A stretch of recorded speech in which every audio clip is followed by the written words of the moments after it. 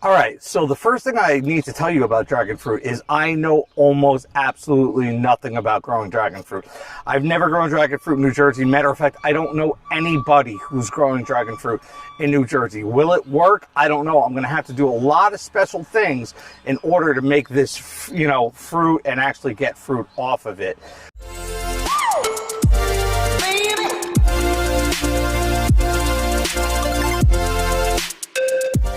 So the first thing I want to talk to you about is soil and container size. All right, so I have a bunch of things here. I have a wheelbarrow of mushroom compost. I have a bucket that's got vermiculite, peat moss, perlite, some chicken poop, and some worm castings in it. And I have this. Now, I had a bunch of different choices of container sizes. I had a smaller 10-gallon pot. That just didn't seem like it was going to work out. I had a 20-gallon pot and a 25-quart pot, and none of them seemed right because I have to put these up on a trellis. Well, I don't have to, but I'm going to. So I wanted to have something that I was going to be able to lift on and off of the post that I put it on, which I will show you later on in the video. But the first thing I wanted to talk to you about was soil. Now, dragon fruit is a cactus, and you would think that you need to follow simple cactus rules, like a highly sandy soil, a loose draining soil, something that doesn't have a lot of nutritional content. That is not correct for the dragon fruit. The dragon fruit likes a soil that is well nutritioned.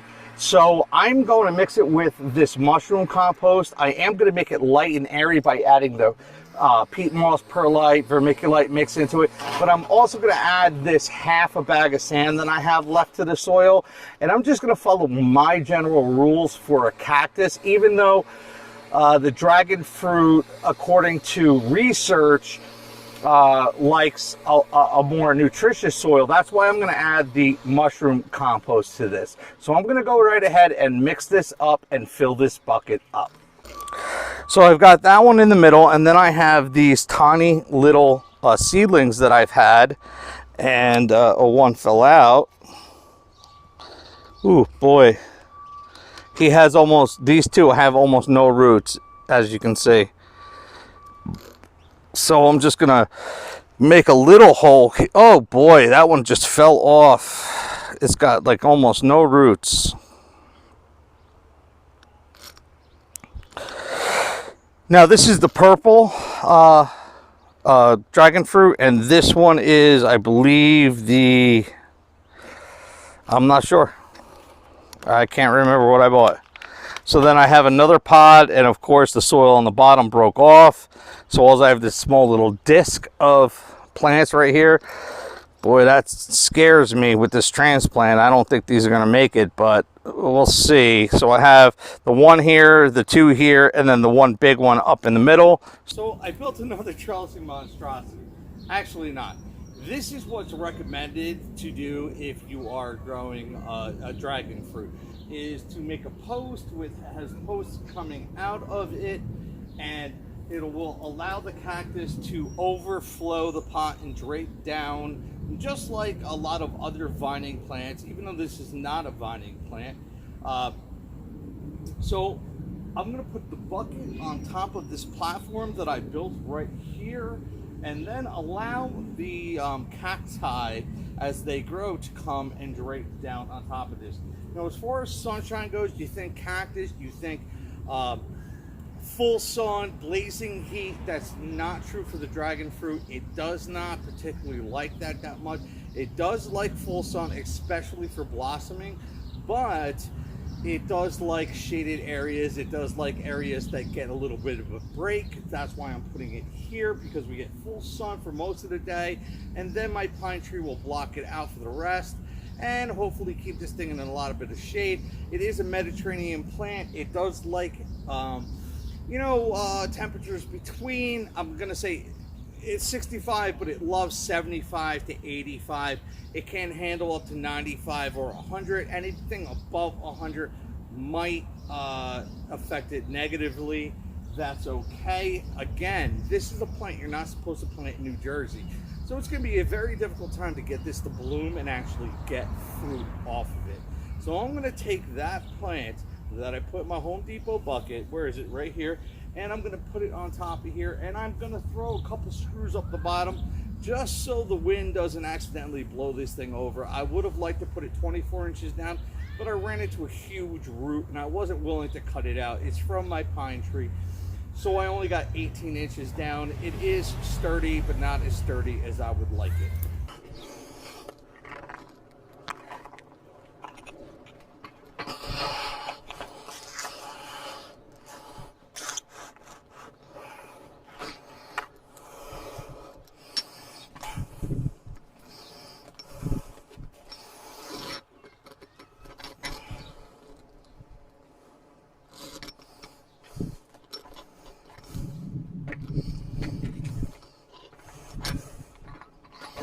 Okay, so I put the bucket up top here on top of my post.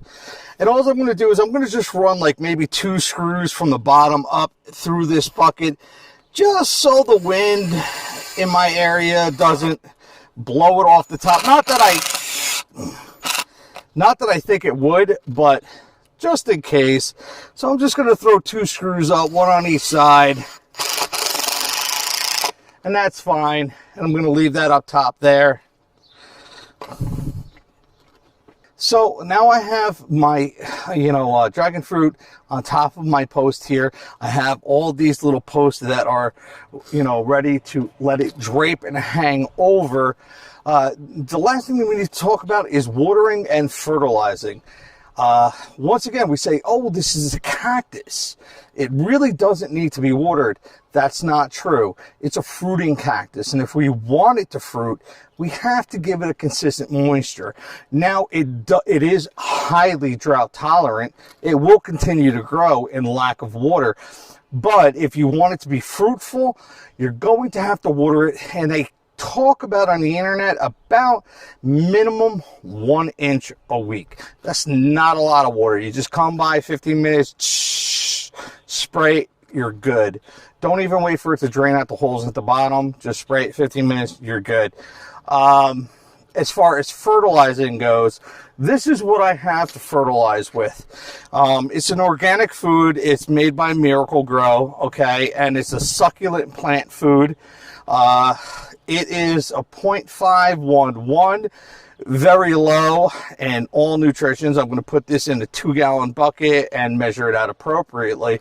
But right now, I'm trying to find a liquid organic fertilizer that's like a 2-1-1. I want it right now while it's growing. I want it to have a little bit more nitrogen. As it gets ready to start blossoming or starts blossoming, I would rather go with a 1-1-2, something that's high in potassium that's going to help them blossom, even a little bit more potash, so maybe a 1-2-2. But, of course, it's very difficult to find fertilizers that meet your needs in certain situations. So sometimes you have to kind of make it up as you go. So I don't know. I may use a little bit of ash from a charcoal grill, or maybe a little lump coal for some potash in the end. But for right now, all I'm going to do is I'm going to mix this up with a little bit of water. I'm going to put it in, and I'm going to water these down. I'm going to water them deep. I'm going to water them good for the first time to make sure that those roots are in contact with soil and moisture. But then after that, I'm going to let it go and maybe just do like a little bit like they recommend, 1 inch a week. All right, guys, I hope you enjoyed this video about dragon fruit. I tried to make it as quick and to the point as possible, so it's not a half-hour video, maybe a 10 or 15-minute video. Like I said, I do not know anything about growing dragon fruit in this area. This is one of those things you're not supposed to do. You're not supposed to grow dragon fruit or rosella in New Jersey. Dragon fruit does best in zones between 10A, 10B, and 11. They can most likely be left outside and they won't have a problem. They are susceptible to frost. They are a tropical plant. and they are also susceptible to degrees over 100, 105 degrees. They will start to wilt. That's why I put it in this area. It gets a lot of sun, some shade. We'll see how it goes. I can always move this post. It's not that big of a deal. I could always move that pot. It's only a 5-gallon Home Depot bucket. That's why I didn't go any bigger than that. So if you enjoyed this content, please take the time to hit that like button. Seriously, it means a lot on YouTube. Hit that subscribe button, share this with your friends and family, and I will keep you updated on my dragon fruit, and we'll see how it goes this year and if I get any fruit off of this. One last little tip before I go is I want to show you the dragon fruit only blooms their flower for, I believe, 12 hours, and it's usually at night. And that is when there is no pollinators out. So when this plant starts to bloom and create its flowers and decides to open up its flowers, I'm going to have to stay up for a good part of the night to make sure I come out here with a paintbrush and self-pollinate, or I may not get anything this year. There's one last little tip or trick I want to show you about this trellising setup that I put up before I let you go. Hey, congratulations, you made it to the end of this video and you hung in there. And as you can see, I have 3 more buckets, 1, 2, 3 going up. And these buckets are my sweet potato experiments. Now, my sweet potatoes, they're growing in these buckets and they are going to grow up, and a lot of people will trellis them. Some people let them just grow out all on the ground. I don't have the real estate to let these just go willy-nilly all over the ground. So I said, well, I'm building this trellis for my dragon fruit. It would be a perfect hanger for my sweet potatoes. And that's exactly what I did. So I have my 3 different experiments that I have right now with my sweet potatoes. There are more experiments coming up. I hope you watched experiment 1 and 2 on my channel. If not, you can always go to my channel and check those videos out. But now this is going to allow these to bloom up, vine over, and drape down and not take up too much real estate, while not interfering too much with my dragon fruit, because they are kind of small and they're not draping down them themselves just yet.